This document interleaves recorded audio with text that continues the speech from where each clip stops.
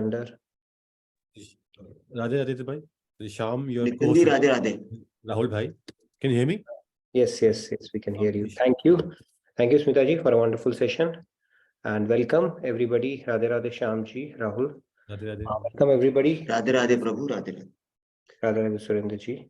Welcome everyone to today's edition of Daily Wisdom from Bhagavad Gita session. We are in the middle of a very engaging conversation about the symptoms of bhakti in general, and today we will go deeper into that concept where we are going to talk about the pillars of bhakti and briefly introduce the types of prema bhakti or para bhakti or siddha bhakti. We will introduce that because it's a topic in itself, and we'll probably talk about a couple of concepts and we'll continue our discussion in the subsequent sessions. So let me share my screen. We will get started by invoking the blessings of God and Guru.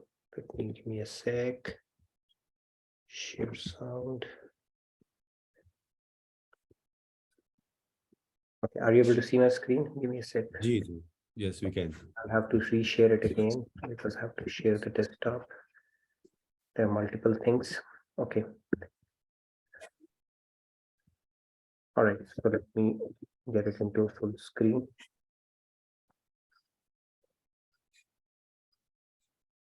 All right, so let's get started with our opening prayers. Guru Brahma, Guru Vishnu, Guru Devo Maheshwara, Guru Sakshat Parabrahma, Tasmai Shri Guruve Namaha. Vasudeva Sutam Devam Kamsa Chanuramardanam Devaki Paramanandam Krishnam Vande Jagadgurum. Krishnam Vande Jagadgurum. All right. So Radhe Radhe, good morning, good evening once again to all of you. Today we have a hard stop. So we're going to pick up few participants, maybe 3 or 4, and get really started. So what we are going to talk about is what are the different types of prema bhakti. I think we've been talking about sadhan bhakti, siddha bhakti. We'll do a quick recap and then we'll get into the prema bhakti. And what are the pillars of bhakti itself? And because we are in this topic of bhakti, I picked up another shloka today, different one, which talks about devotion. So yesterday we spoke about the concept where God spoke about that, declare it boldly. He told Krishna, declare it boldly that devotee of mine is never lost. So that tells us how much importance God assigns to somebody who's a bhakta. So being in that position is a privilege to become a devotee of God. So today I picked up another shloka where let's see what God has to talk about, fixing the mind on him.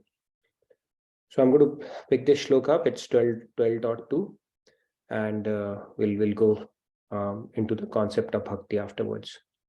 Shri Bhagavan Uvacha Maya Veshya Mano Yemam Nitya Yukta Upasate Shraddhaya Parayopitaste Me Yukta Tamamataha.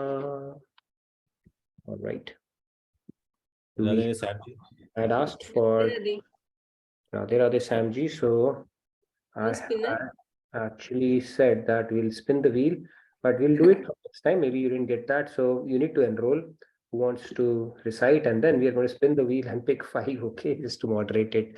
But let's go ahead and get started. We'll pick up maybe 3 or 4 hands today because we have a hard stop today. Not 12 today for sure.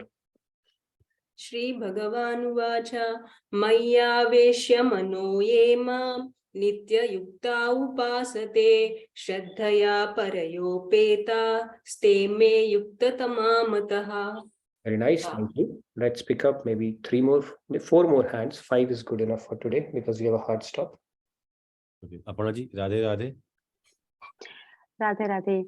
Shri Bhagavan Uvacha मय्यावेशा मनो ये मां नित्ययुक्ता उपासते श्रद्धया परयोपेतास्ते मे युक्ततमा मताः. Nice, Aparna ji. Thank you. 3 more hands. Sunita ji, Radhe Radhe. Radhe Radhe. Radhe Radhe. Shri भगवान उवाच मय्यावेश्य मनो ये मां नित्ययुक्ता उपासते श्रद्धया परयोपेतास्ते मे युक्ततमा मताः. Radhe Radhe. Last 2. Thank you. Let's give preference to those who have their videos on. Dinesh ji, Radhe Radhe. Radhe Radhe, Dinesh ji. Radhe Radhe. Shri भगवान उवाच मय्यावेश्य मनो ये मां नित्ययुक्ता उपासते श्रद्धया परयोपेतास्ते मे युक्ततमा मताः.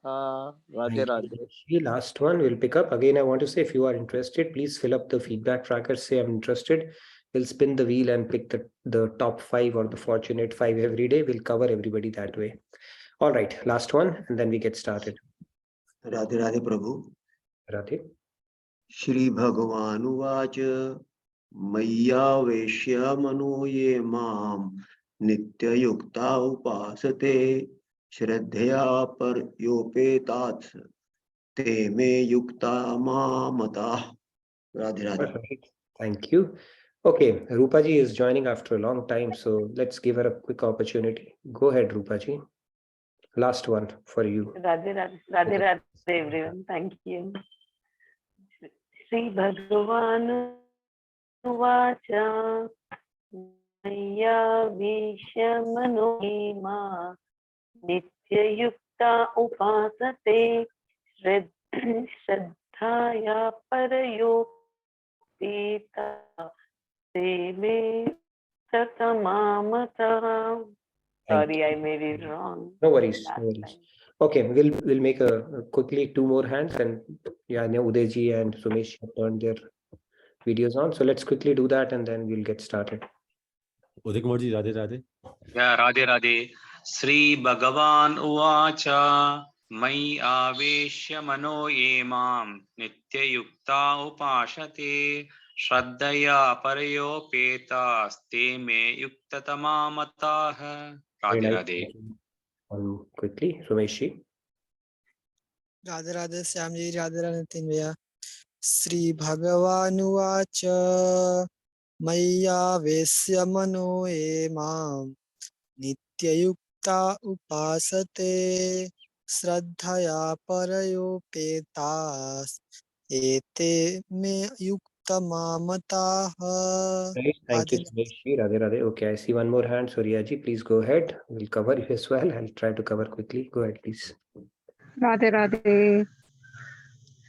श्री भगवानुवाच मय्यावेश्य मनो ये मां नित्ययुक्ता उपासते श्रद्धया परयोपेतास्ते मे युक्ततमा मताः.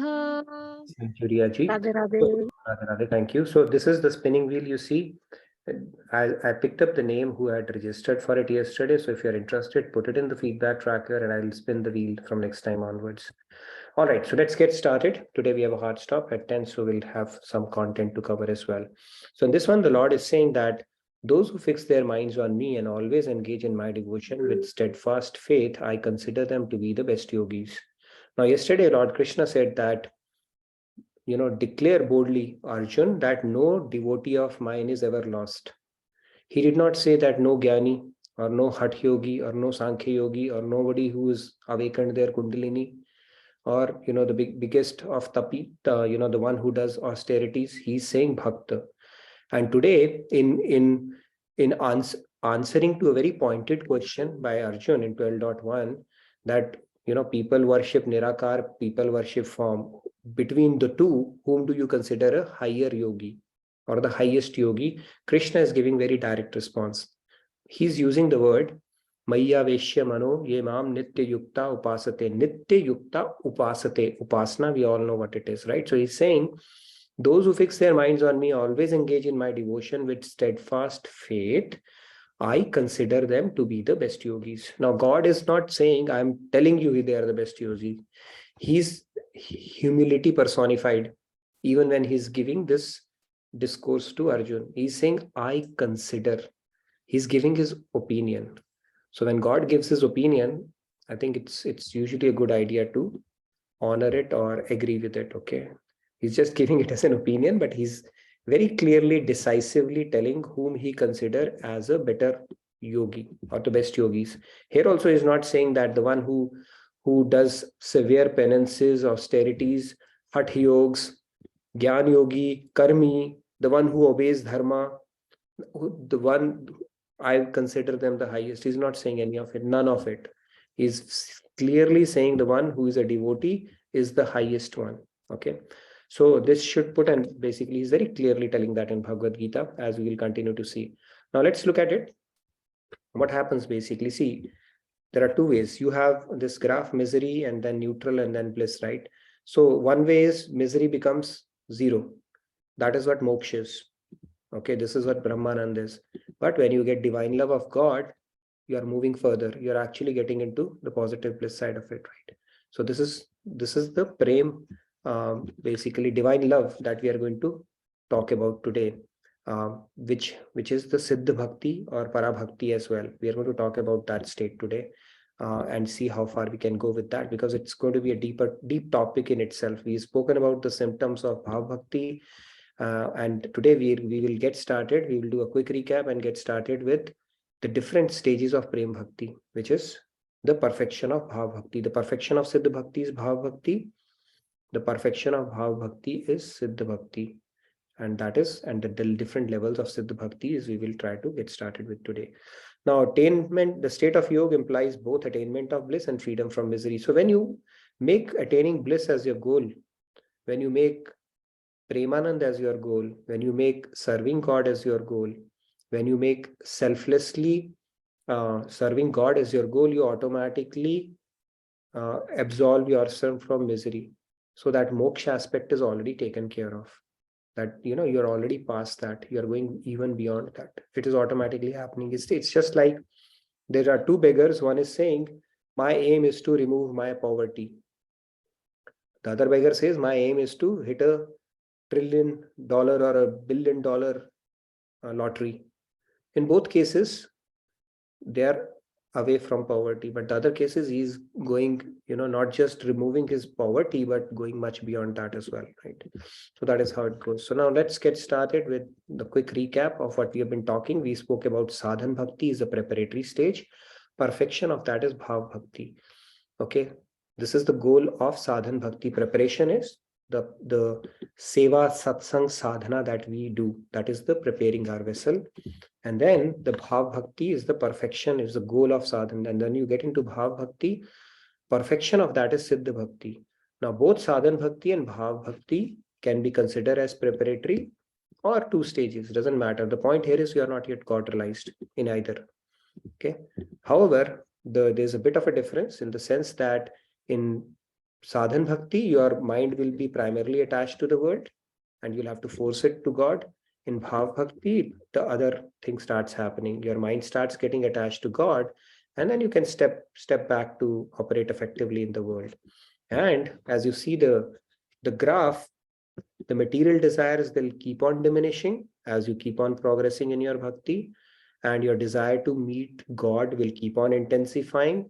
And finally, the perfection of Bhav Bhakti is the intense desire to meet God. It's like even 1 second of separation would seem like ages. And that is the stage when God will grace you through a guru to give you the Siddha Bhakti, which is also called Para Bhakti or Prema Bhakti.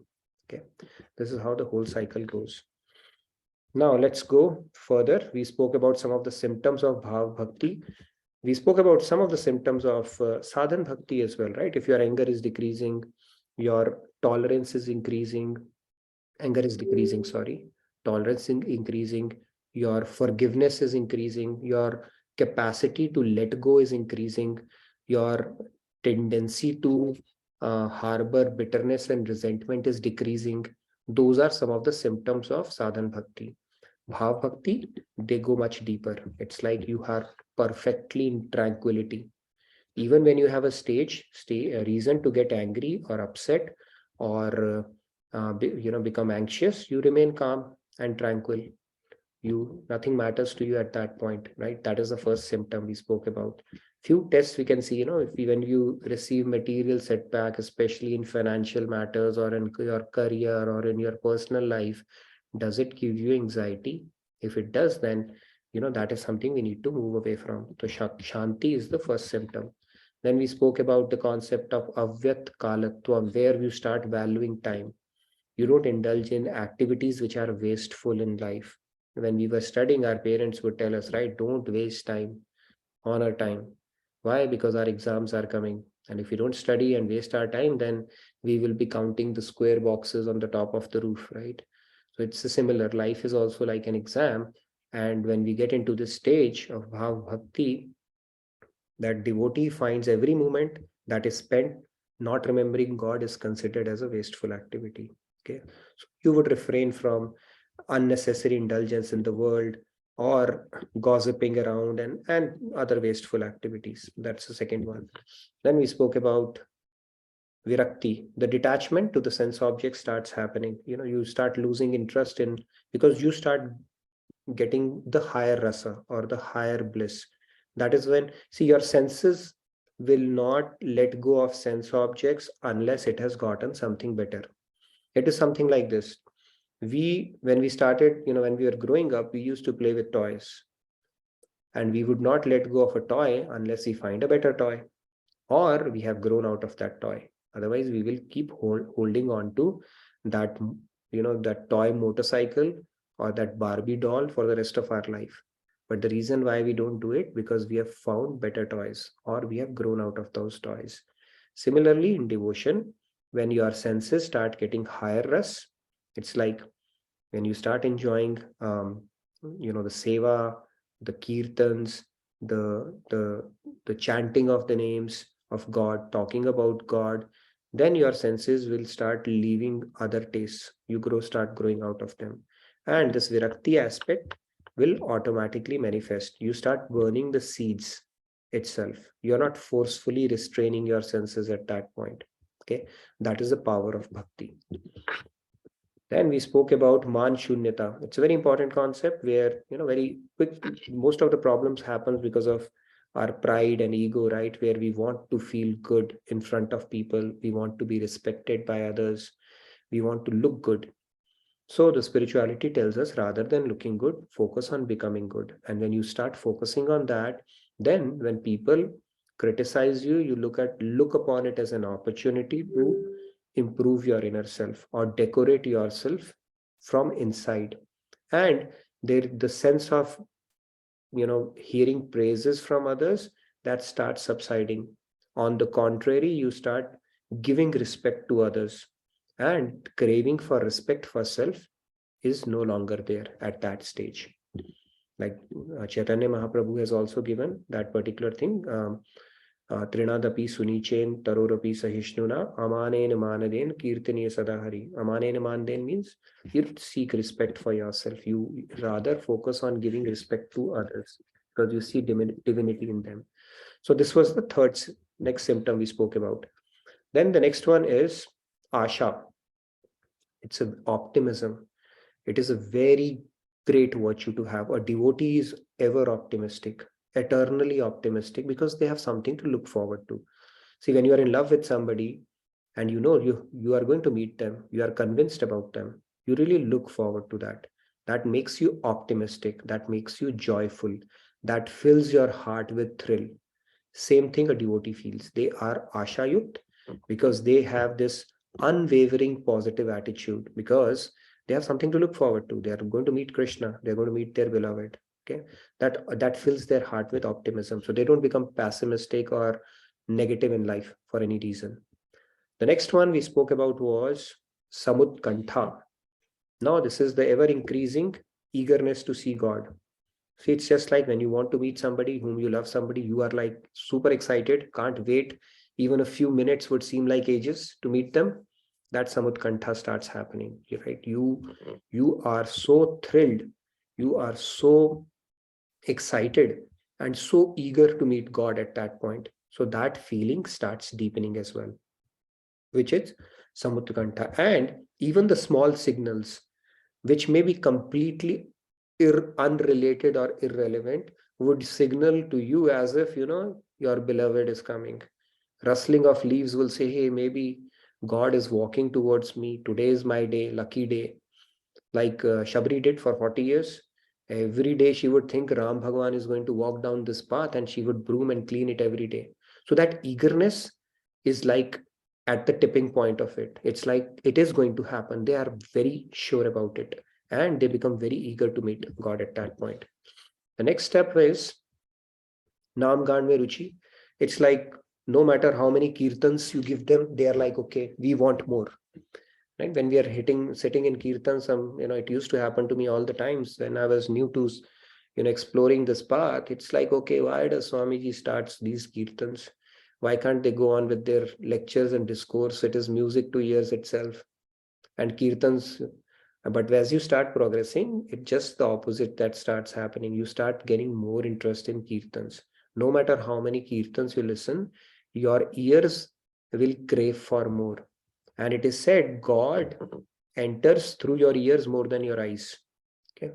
So when you have Naam Gaan Mein Ruchi, that is a great symptom to have. You'll start enjoying, relishing the bhajans and doing Roop Dhyan meditation on those. And then, of course, Gungan, people, they can't rave about God. Devotees of Krishna, you can see them, they just want to talk about Krishna all the time. They don't have anything else to say because that keeps them so excited, right? See, Krishna himself is called Ras Sindhu. So when material things can give us thrill, excitement in life, just imagine who is the Brahmanda Nayak. He is the epicenter of all the rasas that we crave for. How much bliss he's capable of giving us if he truly desires so. So when he came with an express purpose of giving Yashoda Maya the bliss of mother, the motherly affection, we can't even imagine what kind of bliss he's capable of giving, or to the gopis of Madhurya Bhav, or to his friends of Sakhya Bhav. We can't imagine the potency of that bliss that God is capable of giving when we get enticed by, ordinary material things and objects and people itself. God is Ras Sindhu, and it's no wonder that when people get their mind fixed in God and Bhav Bhakti, that's all they want to talk about. They don't want to talk about anybody else. You see teenagers and people, they talk about stars and Bollywood stars and all. When they start drooling over them, they're just talking about them no matter what they're doing. So it happens at a spiritual level, at a much mature level at that point. And we can't even imagine that state when you start having that abhas that I'm going to meet God and I want to talk about God and I almost saw God, or I saw God. Okay, God does throw carrots from time to time. You may be able to see him, but that doesn't mean you have realized God. He may come, throw a carrot your way, increase your vyakulta, and again vanish. Okay, that's what God does, Krishna does typically. Okay, because when you are in separation, that increases your intensifies your feeling for him even more. Okay, so he does yog, viyog, all that stuff with you. And then the next one was a Leela Sthal Prem, which is no longer a simple tirath for you. When you go there, you have a goosebump movement.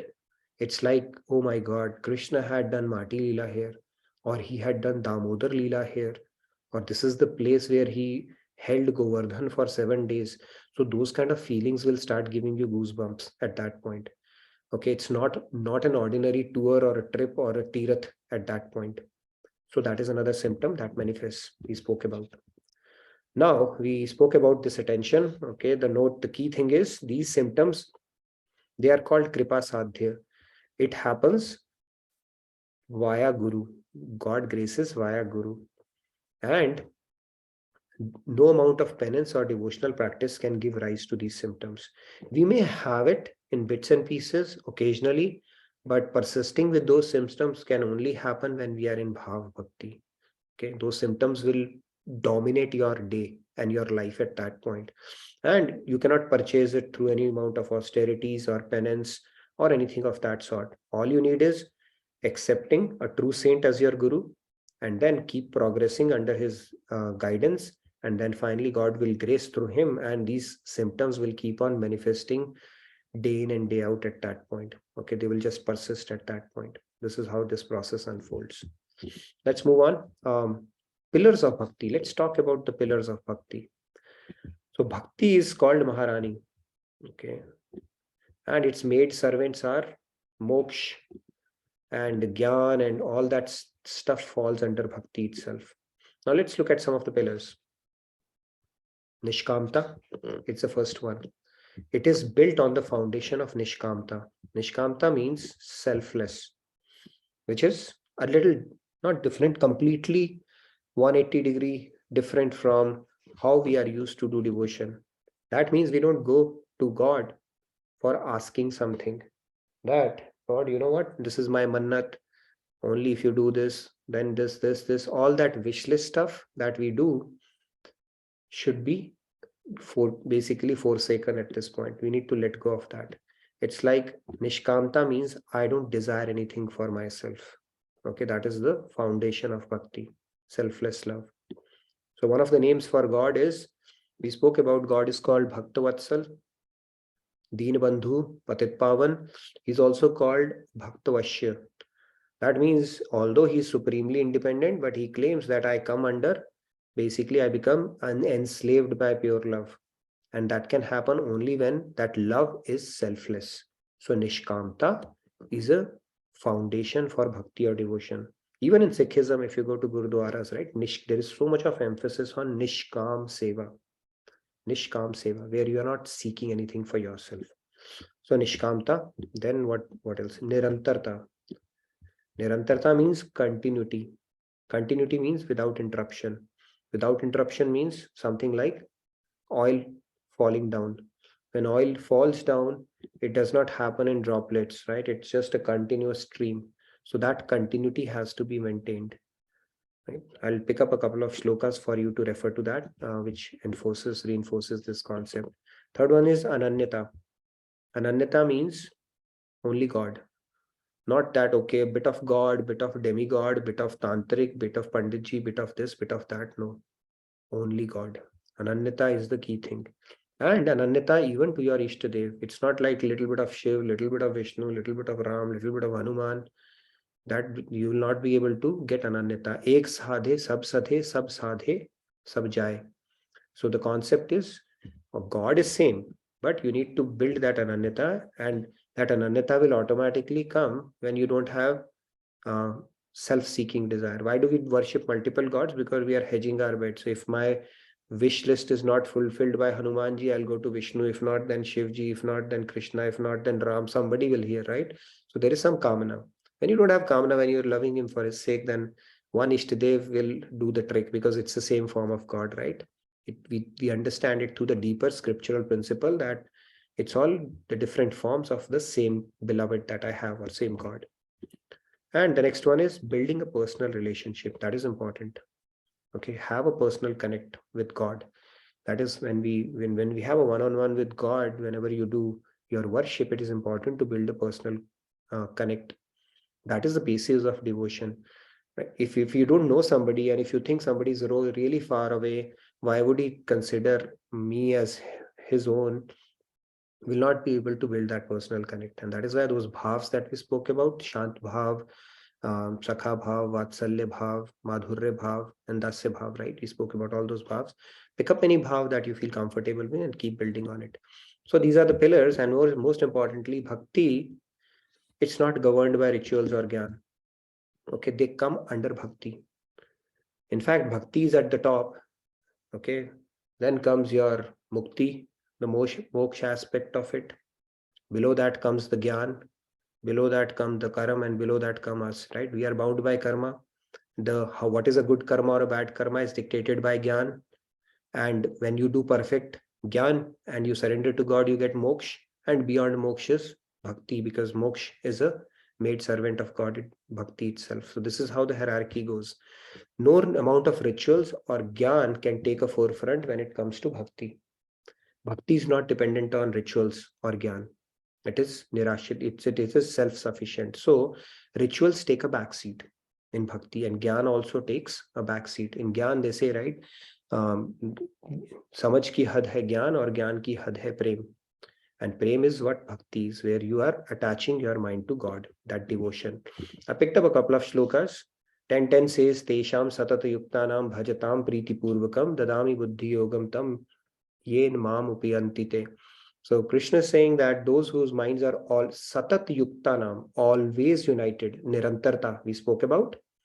So that concept is there. Sarveshu kaleshu mam anusmar yuddhascha. That was the instruction Krishna gave. Then in this one he's saying satat yuktanam. That means always united without any gap or interruption. Okay, that is the state we have to reach.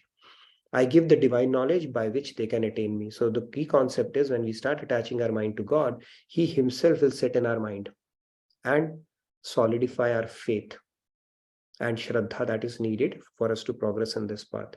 Now on, this is one shloka, and on the Ananyata also I picked one. It is 12:8. It is say, Mayyev man adhatswav may buddhim niveshaya nivashyasi mayyev ata urdhavam na samshaya. Fix your mind on me alone. He's saying Mayyev, me alone, exclusivity. So God is a perfectionist and very possessive in that sense. Right? We have people who become possessive for no reason because of their screwed up intellect and mind in the material world. Okay, misplaced. But God is perfect. He's a perfectionist in the sense that He says, help me help you. Because if your mind is scattered, you will not be able to prepare the vessel that I need for you to receive my divine love. Not that I'm seeking it for myself. God doesn't need anything, right? He's Atmaram, Atma Krida, and Atmarati. So He's Paripurn in Himself. He's saying, help me help you. So when you do it with exclusivity, your vessel will be prepared quickly. So Nirantarta and Ananyata are the key things here. And then surrender your intellect to me, thereupon you'll always live in me. Of this, there is no doubt. Okay. So this is how we practice bhakti. We spoke about the tools in Bhagavad Gita. We keep on talking about it, right? Karam Yoga. Karam Yoga is a good stepping stone to get that Nirantarta that we are talking about. Satat Yuktanam, where we dedicate everything to God, what we do for His pleasure, not for my own self-enjoyment or self-aggrandizement and stuff like that.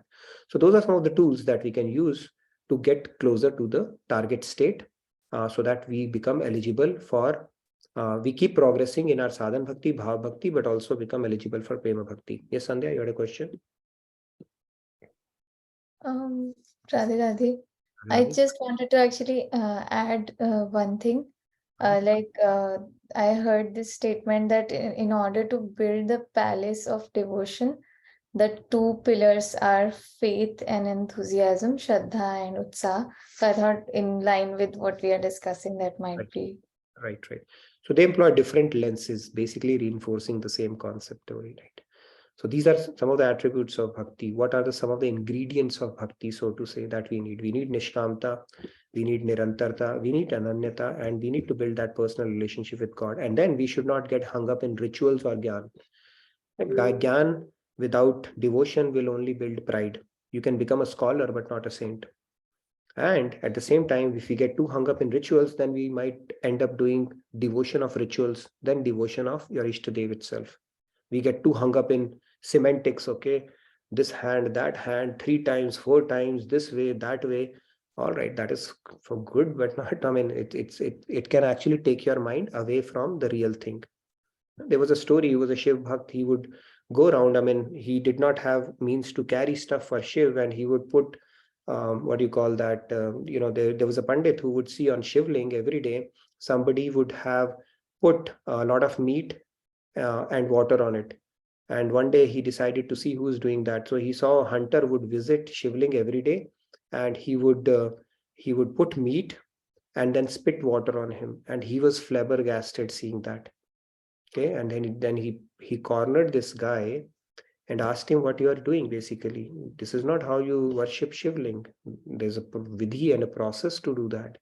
You do it like this and that. Then Shiv manifested and said, what he's doing, I would prefer that as opposed to what you are doing. Why? Because he was a hunter.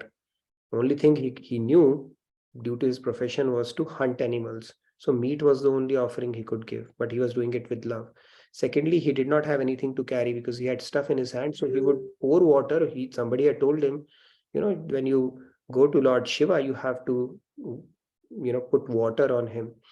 So he would do it that way because that was the only way he could. But his sentiment was that of love, and Shiv preferred that. So that is the key, basically, where we don't get hung up in rituals, but actually build that bhav, because God is called bhav grahi. If we can have nirantarta, ananyata, nishkamta, and bhav, that is all that is needed for us to do devotion. Nothing else is needed at that point. Okay. Now let's move on. We spoke about, let's introduce prema bhakti. Okay. We spoke about what are the types of relationships with God. Now I'm going to introduce a concept which might be a little overwhelming for you, but will not go too deep because it'll be a discussion in itself. Types of relationships with God in after prema bhakti. So this is the topmost bhakti, which is called Mahabhav Bhakti. Okay. Below that is called Bhavavesh Bhakti. Then you have Anurag Bhakti. Now I'm talking about, let's put it in perspective, that all these bhaktis that I'm going to talk about, or I'm putting in here, they are prema bhakti after God realization. They are not sadhan bhaktis or bhav bhaktis. They are siddha bhaktis that I'm talking about. So amongst them, topmost is Mahabhav, then Bhavavesh, then Anurag Bhakti. See, Bhakti ki Purnima, there's so many levels. Then Raga Bhakti, then Pranay Bhakti, then Man Bhakti, Sneha Bhakti. There's one more, Prema Bhakti. Okay. Now, this is the levels of divine love. And it doesn't finish. It's not like now we have gone all that we have. It just keeps on going. Okay, there's no limit to the levels of bhakti you can go. Now within that, let's look at it. So it's one infinite. Okay, there's no limit to that. This is called Samatva Bhav, king-subject relationship. The second one is Dasya Bhav, master-servant, which goes up to Raga Bhakti. The king-subject can go up to Prema Bhakti. The ones who are in Dasya Bhav can go up to Raga Bhakti. We'll talk about these in detail. The ones who are in Anurag Bhakti, Sakhya Bhav, they can go up to Anurag Bhakti, no later than, further than that. The one who worship God in Vatsalya Bhav, I said, the building the personal relationship, these are the different bhavs. They can go up to Bhavavesh Bhakti, and bit of it overlaps with Anurag Bhakti as well. And then the Madhurya Bhav, they get it to Mahabhav Bhakti. Now within that, these are the levels of all the bhavs. And within that, let's look at it. Sadharani Rati goes up to Prema Bhakti. Samanjasya Rati, it goes up to Anurag Bhakti. And okay, don't worry, I'll explain that. I know it's getting a little too. And Samartha Rati goes up to Mahabhav Bhakti. So these are the levels of Prema Bhakti. After you have gotten divine love of God, still there are so many possibilities. The starting one is Prema Bhakti. Anybody remembers the king subject relationship, in which bhav we have it? Okay, I heard lip red. Rahul ji saying Shant. Yes, Sairam Shekhar ji. Sairam ji. Yeah, same Shant Bhav. Radhe Radhe. That's true. I'm glad you remember that. So yes, that's right. It is the Shant Bhav. So let's quickly talk about Prema Bhakti, levels of Prema Bhakti. Now we are getting into that. We'll just talk about this a little bit and put a full stop. So first one is the Prema Bhakti of, you've already attained perfect love through the grace of Guru. And devotees in this state, these, the Sadharani Rati and then the Paramatma form, they are the ones who get this bhakti. So they are capped till Prema Bhakti only. Okay. So Paramatma form, we know Paramatma form is the form where we basically worship God as a super soul. In Ashtanga Yoga, when we sit, we do meditation that God is seated within, is the super soul, the union of the soul with super soul. That bliss, when you perfect that devotion or you do the surrender to that union with Paramatma, you reach up to Prema Bhakti. And then people who worship Shri Krishna as a Sadharani Rati. Sadharani Rati means when you worship God for your own sake. You fall in love with God, but for your own sake. That is called Sadharani Rati, and at that level, you get, sorry, oops, shouldn't be going too far. At that level, you get Prema Bhakti. So this is the starting point of divine love. So in Paramatma form, if you worship God, you reach this level, or if you do it in Shant Bhav or in Sadharani Rati, you get Prema Bhakti, which is the starting point to the different levels which keep on getting deeper and deeper and deeper all the way up to Mahabhav Bhakti. Okay. Now, Sadharani Rati is like when you love Krishna or God for your own sake, 100% for your own sake, and not so much. I mean, it's like, okay, you just love him for your own sake. Like we had Kubja, the sanskars of Kubja, that was for her own sake. She loved Krishna. In fact, she was in previous life, she was Shupnakha, and she fell in love with Ram. And because Ram was in Maryada Purushottam avatar, he could not marry her. And but at the same time, falling in love is not an ordinary thing, right? So when somebody falls in love with God, God invariably gives him tathastu, that he said, okay, in Ram avatar I cannot, but when I will come as Krishna avatar, then I will bless you. So in fact, when Shurpanakha, she was given a blank check by Ravan. She was told that go ahead and look out, whoever guy you like, I will make sure you get married to him. And she fell in love with Ram. The moment she saw him, she fell in love. She said, tum sah purush mam sam nari, mohi sam nari, yeh sanjog vidhi rache nyari, something like that. That, for the kind of guy you are and the kind of women I don't think there's a better match possible in this world. And then she told Ram, you know what you will do, chalega types. So, but the good thing is that she fell in love with God, and falling in love is basically the ultimate aim of Vedas also. If you fall in love with God, you are serving the purpose of all the rituals and all the Vedas. She actually fell in love. So small price that she had to pay in Maryada Purushottam avatar was that her nose and ears were cut off. But in next life, again, she approached Krishna. And then Krishna just held her from her chin and made her, kubja, and married her. So that is how. So the point here is when you do it in Sadharani Rati, you come to the Prema Bhakti level, which is a Samt Bhav, which is Shant Bhav as well. Or if you are worshipping God as a Paramatma, you reach up to this level. However, as you keep on progressing, as we will talk about it, Sneha Bhakti, Man Bhakti, Pranay Bhakti, Sneha Bhakti also goes into multiple levels. So we will talk about these topics in detail next week, because we don't have classes for the rest of the week because I'm traveling, like I told you. It's unfortunate, but it is what it is. So we'll get a little deeper into some of these concepts.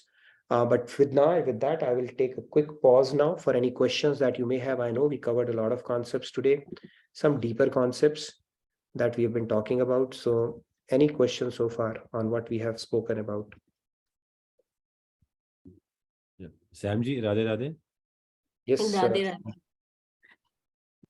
Yeah, Nitinji, I thought Ashtang, those who practice Ashtang Yoga, it leads them to the realization of Paramatma. But I actually don't know where would they go. I thought because Paramatma is Aishwarya, form of Lord, they would go to Vaikuntha. That's how I reasoned. Correct me if I'm wrong. Yeah, that's but right. Now, okay, then now this Paramatma is form is equal to Sadharani Rati, you said. So those Not equal to. I didn't say equal to. I'm saying if you worship God as a Sadharani Rati in that bhav, or as a Paramatma, right? Or in Shant Bhav, all get up to Prema Bhakti is the cap for them. That's all I'm saying. Oh, so but their destinations are still different. In Sadharana Rati, they will have relationship. They get Prema Bhakti. I think Vaikunt typically is where they go. Vaikunt. But Sadharana Rati Kubja had relation with So Krishna, maybe right? in Golok also, when they get the privilege of becoming their queen, the bliss that they are subjected to is limited at what you would get in Vaikunt. So maybe there's a way of quantifying it. But the point is they don't go beyond Prema Bhakti. Okay. Okay, The Prema ras, Bhakti is the independent ras, of yeah, the ras of bhakti destination. is capped, is how I understand. Okay, so you might be in Golok, but not Golok. Not everybody is going to get Mahabhav Bhakti, right? And Okay. within Mahabhav Bhakti also there are different levels. So they might be co-located with Krishna, but at the same time, what they are experiencing, there could be subtle variations, right? Molasses, jaggery, sugarcane, like that. So they are very high level. I mean, if you reach till Prema Bhakti, I mean, it's an amazing state to be in. But what we, I mean, just because we are going through this, we are going to all the levels. It's only because of the grace of Maharajji we have a fortune to understand these deeper concepts. But reaching a Prema Bhakti itself is a big deal, right?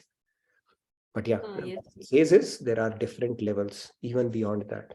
And Brajras is not included basically at this level, right? Brajras starts from Dasya Bhav onwards, where you start touching the feet of God. And if you look at the Brajras, now you are beyond Raga Bhakti, Raganuga Bhakti. At least you are going beyond Sneha, Prema Bhakti, Sneha Bhakti, Mana Bhakti, Pranay Bhakti. From Raga Bhakti onwards is what Maharajji tells us to go for. And within Brajras also the top prize, that Kunjaras that we spoke about in other angles, right? I know these are deeper concepts, but that's why I wanted to take a pause and see if any questions are there around this. Yes. Anita ji, Radhe Radhe. Radhe Radhe, Anita ji. Radhe Radhe. Radhe Radhe. It's happened like on Sunday, I had asked a question on politics. On Monday, I got the answer in your session and in Morning Gems. I'm so glad that God is showing the bigger picture here. Just I asked the smallest question, but the answer is such a big, vast thing. Like it all connected the dots. And I really thank you so very much for explaining that in so much detail that it is making sense, like all the dots are connected now. And thank you so very much for this session. No worries. My pleasure, Anita. I think God has his ways of, universe has his ways of basically to get you the answer that you're seeking through various quarters. It happens to us all the times as well, Anita ji. So it's not entirely surprising. So, but yeah, glad to know your doubts are getting resolved and we are able to discuss this topic in great length. All right, let's take a couple of more hands. Snehal ji, Radhe Radhe. Snehal ji. Radhe Radhe. So my question is like a person who is just starting from sadhan bhakti, just getting into it, can that person be thinking about the goal up till Mahabhav Bhakti and things like that? So can that person first of all do that? And even like when starting from the sadhan bhakti itself, so we have to choose the Ishtadev and the Bhav right away based on the goal. So how to go about it? Yeah, so if somebody, there has to be a starting point, right? A long journey starts from a small step only. So regardless of where we are, why do we need to know this? Yeah, it's a very valid question. It could be overwhelming, right? But it helps. It really depends on how you look at it. So when we are small, when we have a role model, something to emulate, it helps us, right? When Gopi Prem is spoken about, they set the role model for us, the level that we want to reach. And the knowledge, why knowledge helps is, let's say you reach the stage of Bhav Bhakti. Okay, in Bhav Bhakti, you are getting into some special levels there, where your mind is attached to God and certain kind of symptoms have started manifesting in you. Possibly you'll start getting siddhis also. Then if you don't have knowledge, you'll think I have realized God and you can fall down. That is where this knowledge comes in handy. It's like, one, to reflect how far we have progressed. Second, to stay honest that, what, even though I might be having this, but still, I have still not realized God, right? I say that on this path, you will start having tears. Some people start having pride of having tears. Maharajji very clearly said, when you have tears, until Shyam Sundar himself comes and wipes those tears off your face, even your tears are not real. How will we know that? Only because a saint has told us through knowledge. Otherwise, what will happen? Our pride can overtake us, our ignorance can take off, and you may have people flocking your house because now you can tell people by touching cloth what their future, past, and all that stuff is, and you will fall down and you'll make their spiritual journey also endangered, right? So that is where knowledge comes in handy, where you don't fall down just because of your ignorance, and know that these are the different stages I may pass through one day, but it is part of the deal itself. All right. Let's quickly take. Yes, Abhishek is raised hand today. Abhishek, you want to add something? Manish ji, sorry. Oh, Manish ji, Manish. Radhe Radhe. Yeah. Manish ji, and then Radhe Radhe, Nitinji, wonderful session. So just to clarify what we're on this slide, on the screen. So sadhan bhakti is what we're doing now. Bhav bhakti is when we reach Guru. With the grace of Guru, we get the Bhav bhakti, or when we start to know the Guru and start to follow his path, we get some of the aspects of the Bhav bhakti, the 9 symptoms. And then Siddh bhakti is being fully graced by God, graced by God. So that's God realized. yes, Siddha Bhakti is God realized. Then our rest of it is autopilot. Okay, then it's all God's grace at that point. You've already done deal. Now it really depends on how finer you take your devotion after that, okay? Based on the previous sanskars, or maybe, how you receive God's grace based on the efforts you do. But that is after God realization. After Siddha Bhakti, you're already a done deal. You have already perfected your devotion. Siddha means perfection. Okay. And then on the pillars slide, if you could go over the Nirantar part again with an example, that would be great. Nirantar means continuity, where not even a moments lapse where you have not thought about God. It's like it has become synonymous with your identity. Yeah, you never forget who you are, even in your sleep. You are aware of your identity. That much deeply ingrained that concept is of God, that He's there with me or is watching me. That is Nirantarta. Okay, cool, great. Thank you. Radhe Radhe. Radhe Radhe. Okay, real quick. We had Radhe Radhe. Yeah. One question we'll take, and then we'll make the announcements, and then we'll take if we have time remaining here. Radhe Radhe. So as Maharajji says that we should make our goal to Samartharati only. But in the initial stages, we contemplate that the happiness we are seeking is in God, only God.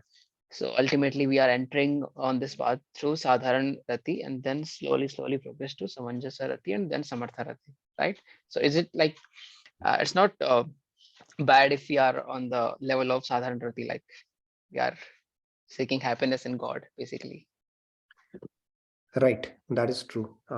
Yeah, that's why Maharajji is there, right? He's saying build up your sanskars ground up with Nishkamta. Because if you don't build those, then it will become difficult. Because if you start building it with Nishkamta to begin with, you will have more of Gopi sanskars or Gopi bhavs to begin with, as opposed to having Kubja bhavs, where you are seeking it for yourself. But yeah, I mean, even if you seek it for yourself, where you're falling in love with God, that itself is a big deal, right? But Maharajji say when you have to go for the prize, why not the highest prize? Okay, so I mean, initially we need to create attachment to God, like our mind should attach to God. Then slowly we, create the bhav of nishkamta, selflessness. Then start self. Right? You need to practice Nishkamta, on an ongoing basis. Maharajji said, right, the entire scriptures can be given in this one verse. He said that Hari Guru Bhajanit Govind Radhe Bhav Nishkam Ananya Banade. So Hari Guru Bhajanit every day. Govind Radhe Bhav Nishkam and Ananya. Nishkamta and Ananyata is repeating. That is all is there. That is to be known in scriptures, he said. One verse covers everything. Okay, so we should practice nishkamta from like beginning itself. Otherwise, it will be very hard to switch. Yes. Sanskars, otherwise those sanskars become like that, and harder it becomes as we progress. So from starting itself, it's a recommended. That's what Maharajji says always. Right. Thank you so much. No worries. Radhe Radhe. Radhe Radhe. Thank you, Abhishek. Okay, announcements. We have Sanskriti coming up. One announcement we'll make, and Prashanta will come back to you then. Real quickly, any announcements that you wanted to make, we can do that and maybe take a couple of questions. We have Sanskrit program at Arcade Dallas it is on January 20 to 22nd January. We have competitions daily, and we have kids can participate. It's for kids as well as for Yeah, so adults. It's in person. We can what we can do is here. We we're can going to be have our walk-ins talent. as well. It's a cultural extravaganza. If you're in around Dallas, please come and participate. And if you have not enrolled, we have around 1,200 plus registration. You can still walk in and participate in a lot of events. So do check it out. I think that was the main one today, right? Anything else? That's it, right? We also have a Sadhana and Seva event on January 28th, I guess. Yeah, Yeah. Sadhana and That Seva event was on Jan 28th. Yeah, I can talk yeah. about that. It's an event that where you can whole day we will be immersed in sadhana, and in between we'll get an opportunity to do seva as well. If you want to participate, it's a new thing that we are starting. It's going to be a wonderful event. If you're in around Dallas, come over. Even if you want to fly in and experience that, come over. Somebody will be able to host you. So check it out on the website, more details, and do plan to come over because it is going to be a monthly event going forward. You can fly from anywhere in the world, anywhere in the world, no?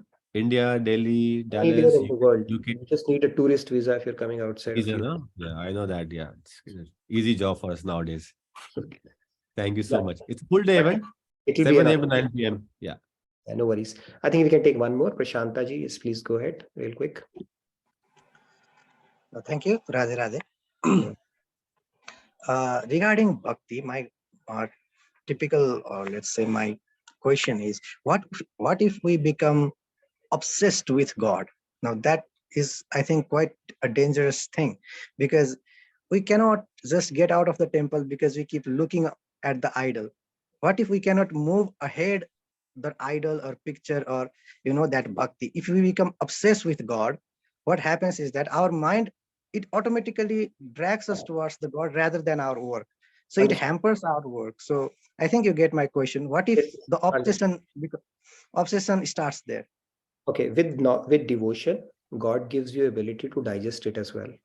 When it is a true devotion, he'll give you an ability to digest it and process it as well for your benefit, right?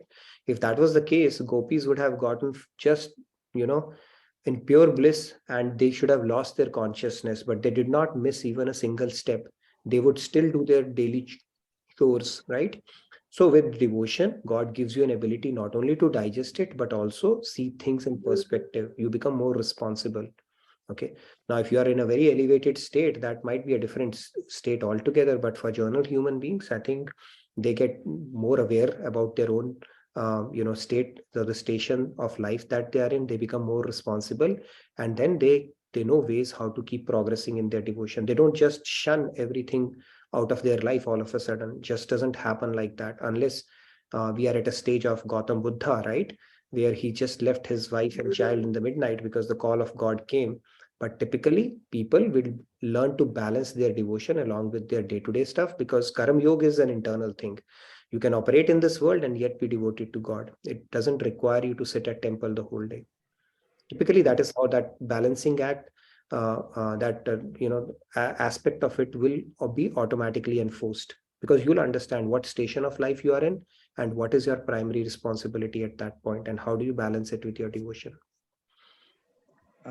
Okay, thank you, Radhe Radhe. But we can discuss more on this, Shantaji. If you put in the feedback tracker, let's talk a little bit more about it, because it's a bit subjective question. So let's talk a little bit more about it. Do we have time? I think we have one more minute, maybe real quick. Anybody wanted to add? Champaji, wanted to say something? Golabji, Radhe Radhe. Radhe Real Radhe quick, everyone. we have about 60 seconds. Radhe Radhe. Radhe Radhe. Radhe Radhe everyone. Koti Koti Naman Hari and Guruji. Already now we all are seeking within God grace of Hari Guruji. In my sentiments and Bhav, I would like to ranch only version. Braj rasa barasi raho, braj bhi ज्ञान जाने भरमाए ब्रज बरसी रहो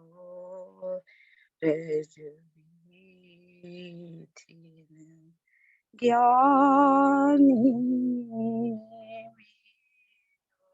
जाने बरमा जी।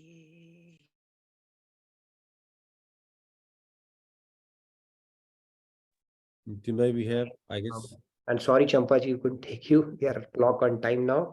We have another session. So we will continue this discussion next week, because next 3 days we are not going to have session. As I explained you, I'm on travel. Let's stay in touch, and I'll be sharing your videos anyways. So Radhe Radhe and good day. Good night from my side.